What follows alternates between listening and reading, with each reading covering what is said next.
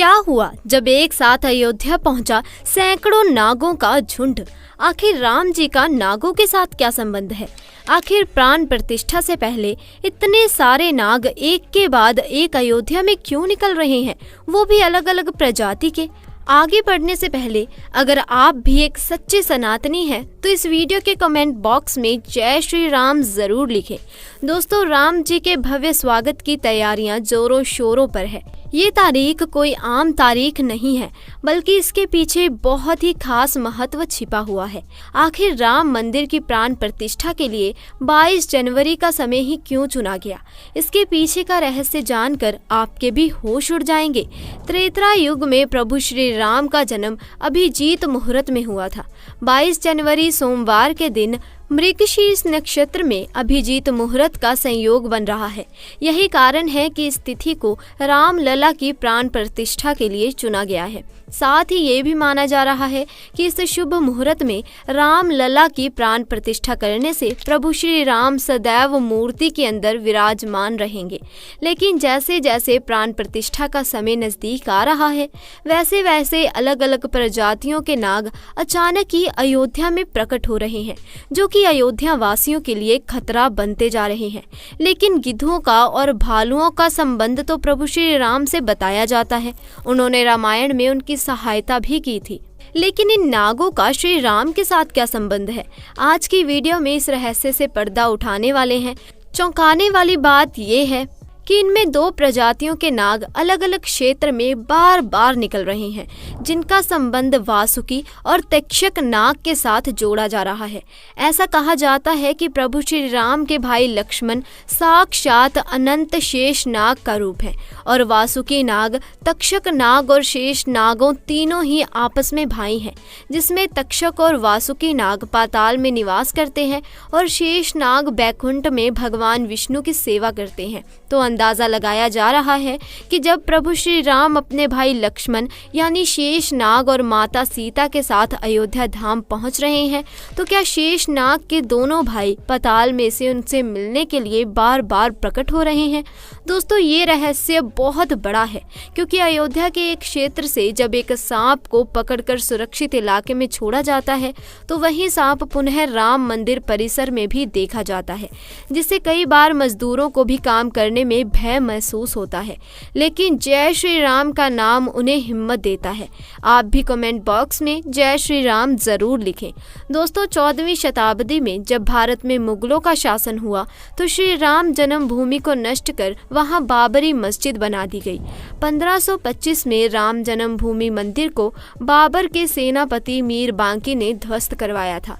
तीर्थ नगरी अयोध्या को सतयुग में वैवस्वत मुनि ने बसाया था। यही प्रभु श्री राम का जन्म हुआ, जिनका जिक्र वाल्मीकि की रामायण में भी है। सालों तक चले राम राज्य के बाद जब श्री राम ने जल समाधि ले ली, तो अयोध्या नगरी सूनी सी हो गई। लेकिन अब अयोध्या में बन रहे भव्य राम मंदिर को लेकर दुनिया भर के राम भक्तों में उत्साह देखा जा रहा है। 22 जनवरी को होने वाले राम लला की प्राण प्रतिष्ठा कार्यक्रम को लेकर हर कोई अपने तरीके से खुशी मना रहा है। कोई अपने सिर पर राम मंदिर का मॉडल लेकर घूम रहा है, तो कोई भंडारे लगाकर खुशी मना रहा है। प्रभु श्री राम की नगरी अयोध्या में नाग देवता का अचानक प्रकट होना एक दिव्य चमत्कार से कम नहीं है। ये हिंदुओं के लिए एक सौभाग्य की बात है कि हमने एक ऐसा देश में जन्म लिया जहां स्वयं प्रभु श्री राम अवतरित हो रहे हैं। दोस्तों, 22 जनवरी 2024 को भगवान राम की मूर्ति की प्राण प्रतिष्ठा होगी। लेकिन मंदिर निर्माण के दौरान कई ऐसे चमत्कार हुए हैं जिसे देखकर कई लोग हैरान हुए हैं। यहाँ तक कि नासा के वैज्ञानिक भी ऐसे चमत्कार को देखकर हैरतअंगेज रह गए। आज की वीडियो में राम मंदिर के वो रहस्य हम आपको बताएंगे। साथ ही साथ जो चमत्कार मंदिर निर्माण के दौरान हुए, उन्हें जानकर आपको भी अपने सनातनी होने पर बड़ा गर्व होगा। वीडियो को अंत तक जरूर देखिएगा। लेकिन सबसे पहले प्रभु श्री राम के सच्चे भक्त, एक सच्चे सनातनी इस वीडियो को लाइक करके कमेंट बॉक्स में जय श्री राम जरूर लिखेगा। दोस्तों, उस समय राम मंदिर के निर्माण कार्य के लिए 1200 खंभों की ड्राइंग तैयार की गई। अमेरिका से विशिष्ट वैज्ञानिकों को बुलाया गया ताकि वो अपनी देख रेख में होने वाली कमियों को दूर करें और राम मंदिर की भव्यता को और भी ज्यादा निखार सके।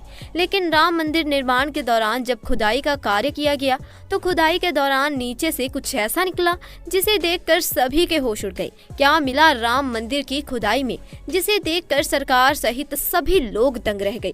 दोस्तों, आखिर वो कौन सा राज है जो आज की वीडियो में खुलने वाला है। आखिर राम मंदिर निर्माण के दौरान नासा के वैज्ञानिकों को ऐसा क्या दिख गया जिसके बाद वो भी प्रभु श्री राम के भक्त बन गए। उस समय थॉमस नाम के एक वैज्ञानिक अमेरिका से भारत राम मंदिर निर्माण के दौर पर आए हुए थे। वहां आकर उन्होंने देखा कि राम मंदिर का निर्माण कार्य तो बहुत जोरों शोरों से चल रहा है। जिसके बाद उन्होंने अपना रूटीन काम वहां पर करना शुरू कर दिया। लेकिन मंदिर परिसर में ही उन्हें एक ऐसा हिस्सा दिखाई दिया जहां की जमीन बहुत ज्यादा नरम थी, उसके ऊपर कोई खुदाई भी नहीं कर रहा था। तभी थॉमस ने कुछ मजदूरों को उस स्थान पर खुदाई करने के आदेश दिए।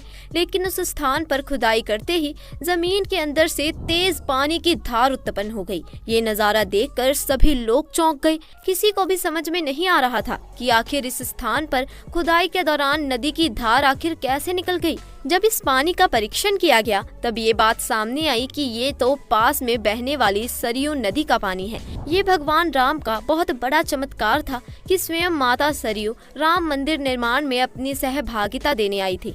लेकिन कमेटी के सभी लोगों के मन में चिंता जागृत हो गई थी कि अगर जमीन के अंदर से पानी निकलेगा तो राम मंदिर का निर्माण कार्य पूरा नहीं हो पाएगा। साथ ही मंदिर की मजबूती को लेकर भी काफी शंकाएं हो रही थी। सरयू नदी का राम जन्मभूमि के नीचे मिलना कोई चमत्कार है या फिर कुदरत का करिश्मा, ये कोई नहीं जानता था। लेकिन सभी लोग भगवान के इस चमत्कार को नमन कर रहे थे।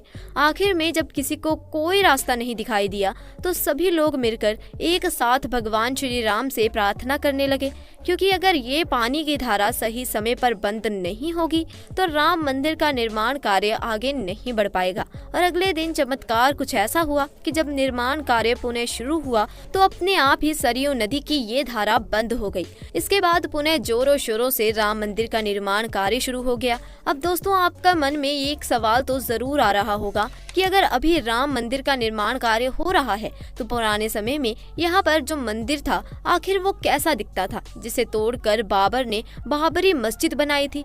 उस राम मंदिर का निर्माण आखिर किसने किया था? ये वाकई में बहुत बड़े रहस्यों का विषय है जिसके बारे में ना आज तक बात हुई है और ना ही आपको इस बारे में किसी ने बताया है। लेकिन आज वो रहस्य हम आपको बताएंगे कि आखिर पौराणिक काल के राम मंदिर का निर्माण किसने किया था। दोस्तों, भगवान राम की नगरी अयोध्या हजारों महापुरुषों की कर्म भूमि रही है। ये पवित्र भूमि हिंदुओं के लिए बहुत महत्वपूर्ण है। यहाँ पर भगवान राम का जन्म हुआ था। ये राम जन्म भूमि है। इस राम जन्म भूमि पर एक भव्य मंदिर बना था जिसे तोड़ दिया गया। लेकिन हम आज आपको बताएंगे कि ये भव्य मंदिर आखिर किसने बनाया था और वो मंदिर कैसा दिखता था। दोस्तों, एक शोध के अनुसार पता चलता है कि भगवान राम का जन्म 5114 ईस्वी पूर्व हुआ था। चैत्र मास के नवमी को हम राम नवमी का पर्व मनाते हैं। अगस्त 2003 में पुरातत्व विभाग के सर्वे में कहा गया कि यहाँ बाबरी मस्जिद बनी थी। वहाँ मंदिर होने के संकेत मिले हैं। भूमि के अंदर दबे खंबे और अन्य अवशेषों पर अंकित चिन्ह मंदिर होने का सबूत है। भारतीय पुरातत्व सर्वेक्षण द्वारा हर मिनट की वीडियोग्राफी और वहाँ के खंभों व अन्य शिलाओं का चित्रण किया गया। सन 2003 में राम जन्मभूमि की खुदाई में कितनी ही दीवारें और बराबर दूरी पर 50 खंभों की आकृति पाई गई। उस स्थान पर एक शिव मंदिर भी दिखाई दिया, जो ये पक्का सबूत था कि सच में बाबर ने राम मंदिर को तोड़कर ही यहाँ पर बाबरी मस्जिद का निर्माण किया था। लेकिन सवाल ये उठता है कि ये राम मंदिर तो सन 2024 में तैयार होगा, लेकिन वो राम मंदिर जिसे बाबर ने तोड़ा था उसका निर्माण आखिर किसने किया था? इसका उल्लेख हमें मिलता है ईसा के लगभग 100 वर्ष पूर्व। उज्जैन के चक्रवर्ती सम्राट विक्रमादित्य एक दिन अयोध्या पहुंचे। विक्रमादित्य ने इस भूमि में बहुत सारे चमत्कार महसूस किए। तब उन्होंने खोज आरंभ करी और आसपास के योगी और संतों की कृपा से उन्हें इस बात की जानकारी प्राप्त हुई कि ये भगवान श्री राम की अवध भूमि है। उन संतों के निर्देश से सम्राट विक्रमादित्य ने यहाँ एक भव्य मंदिर के साथ साथ कुएं, सरोवर और महल का निर्माण करवाया। कहते हैं उन्होंने श्री राम जन्मभूमि पर काले रंग के कसौटे पत्थर वाले चौरासी स्तंभों पर विशाल मंदिर का निर्माण करवाया था। इस मंदिर की भव्यता देखते ही बनती थी और दूर दूर से लोग यहाँ पर राम जी के दर्शन करने आते थे। जिसके बाद इस मंदिर का जीर्णोद्धार अलग अलग राजाओं द्वारा होता गया। लेकिन इस मंदिर का पतन कब हुआ, जब ये सच्चाई आप जानेंगे तो आपके पैरों तले जमीन खिसक जाएगी। दोस्तों, उस समय भारतवर्ष पर मुगल आक्रांताओं का आक्रमण बढ़ता जा रहा था। आक्रमणकारियों ने काशी मथुरा के साथ साथ अयोध्या में भी लूटपाट करना शुरू कर दिया था। उन्होंने पुजारियों की हत्या करके मूर्तियों को तोड़ने का क्रम जारी रखा, लेकिन 14वीं शताब्दी तक वे राम मंदिर को तोड़ नहीं पाए। विभिन्न आक्रमणों के बाद भी श्री राम जन्मभूमि पर स्थित भव्य मंदिर टस से मस नहीं हुआ। लेकिन कहते हैं कि सिकंदर लोधी के शासनकाल के दौरान यहाँ पर कुछ ऐसा हुआ जिसे सुनकर आपकी आंखों में भी आंसू आ जाएंगे। अंततः 1527 से 28 में अयोध्या में स्थित भव्य राम मंदिर को तोड़ दिया गया और बाबर द्वारा इस ढांचे के माध्यम से वहाँ पर बाबरी मस्जिद का निर्माण कर दिया गया, जो कि सन 1990 तक विद्यमान रही। लेकिन सन 1990 में वीर हिंदुओं द्वारा कार सेवा करके बाबरी मस्जिद का ढांचा ध्वस्त कर दिया गया, जिसके बाद विवाद तो काफी लंबा चला। लेकिन कई सालों के संघर्ष के बाद आखिर सत्य की जीत हुई और 22 जनवरी 2024 को राम मंदिर आम जनता के लिए खोल दिया जाएगा। दोस्तों, अयोध्या को प्रभु श्री राम की जन्मभूमि, धार्मिक नगरी के रूप में लोग जानते हैं। ये भगवान राम के साथ साथ उनके परम भक्त हनुमान जी का भी प्राचीन मंदिर हनुमानगढ़ी भी बहुत प्रसिद्ध है। लेकिन अगर हम आपको बताएं कि इस हनुमानगढ़ी मंदिर का निर्माण एक मुसलमान ने किया था, तो क्या आपको हमारी बात पर यकीन होगा? आगे वीडियो में हम इसी रहस्य से पर्दा उठाने वाले हैं और हनुमानगढ़ी का बहुत बड़ा चमत्कार आपको बताने वाले हैं। वीडियो को बिल्कुल अंत तक देखिएगा और कमेंट बॉक्स में जय श्री राम का जयकारा जरूर लगाइएगा। दोस्तों, इस मंदिर को लेकर कहा जाता है कि ये भारत के सबसे प्राचीन मंदिरों में से एक है। यह मंदिर अयोध्या के सरयू नदी की धाई और एक टीले पर स्थित है। मंदिर तक पहुंचने के लिए 70 से भी ज्यादा सीढ़ियां चढ़नी पड़ती हैं। यह मंदिर गुफानुमा है और इसमें हनुमान जी की लगभग 6 इंच की मूर्ति है। भगवान हनुमान जी के इस मंदिर के पीछे एक बहुत बड़ा रोचक चमत्कार है, जिससे आपको पता चलेगा आखिर एक मुसलमान ने इस मंदिर का निर्माण क्यों करवाया। दरअसल सुल्तान मंसूर अली लखनऊ का प्रशस्त था। वो एक सुखी जीवन जी रहा था, लेकिन एक बार उसके इकलौते पुत्र की तबीयत अचानक से खराब हो गई। उस समय चिकित्सक सुविधा आज के बराबर नहीं थी। हालांकि इसके बावजूद भी उसने अपने बच्चे के इलाज के लिए हर संभव कोशिश करी और बड़े बड़े हकीमों, बड़े बड़े वैद्यों से उसका इलाज करवाया। लेकिन किसी को भी मंसूर के बेटे का रोग समझ नहीं आया और अंत में सभी ने अपने हाथ खड़े कर दिए। जब सुल्तान थक हार चुका था तो उसने हनुमान जी के चरणों में अपना माथा झुका दिया। अंत में जब उसके पास कोई चारा नहीं बचा तो उसने हनुमान जी के सामने अपने बच्चे को स्वस्थ करने की गुहार लगाई। उसके ऐसा करने के बाद न जाने क्या ही चमत्कार हुआ। सुल्तान का बेटा धीरे धीरे स्वस्थ होने लगा। उसके स्वास्थ्य में अचानक ही सकारात्मक बदलाव आने लगे। अपने बच्चे के ठीक हो जाने के बाद सुल्तान मसूर अत्यंत प्रसन्न हुआ और उसकी श्रद्धा भगवान हनुमान जी के लिए और भी ज्यादा बढ़ गई। मंसूर ने इस मंदिर का जीर्णोद्धार करवाया। उसने हनुमान जी के मंदिर को बनाने के लिए 52 बीघा जमीन हनुमानगढ़ और इमली वन के लिए दान दे दी। लेकिन वर्तमान में जो हनुमानगढ़ी मंदिर है उसे शुजा उद दौला ने बनाया था। लेकिन ये शुजा उद दौला आखिर कौन था? ये वैसे ही कहानी है जो सुल्तान मसूर के साथ हुई थी। शुजा उद दौला के बेटे की भी तबीयत एक बार बहुत ज्यादा खराब हो गई थी। जब हकीम कुछ नहीं कर पा रहे थे तो हनुमान जी के चमत्कार से उनके बेटे की जान बची। इसके बाद शुजा उद दौला ने हनुमान जी के इस मंदिर को भव्य रूप दिया। हनुमान जी उन देवों में से एक हैं जिनका आज भी जागृत माना जाता है, यानी वो कलयुग में भी हम लोगों के बीच है। हनुमानगढ़ी में आज भी भक्त अपनी मन्नतों को लेकर आते हैं और मन चाहा फल पाते हैं। यहाँ पर हिंदू हो या मुसलमान हो, सभी की मन्नतें पूरी होती हैं, क्योंकि इस मंदिर का निर्माण ही एक मुस्लिम व्यक्ति ने कराया था। यहाँ पर भय से मुक्ति प्रदान होती है और व्यक्ति को सत्य मार्ग पर चलने का अवसर प्राप्त होता है। हनुमान जी भगवान राम के परम भक्त हैं और उन्होंने निस्वार्थ भाव से भगवान राम की भक्ति की।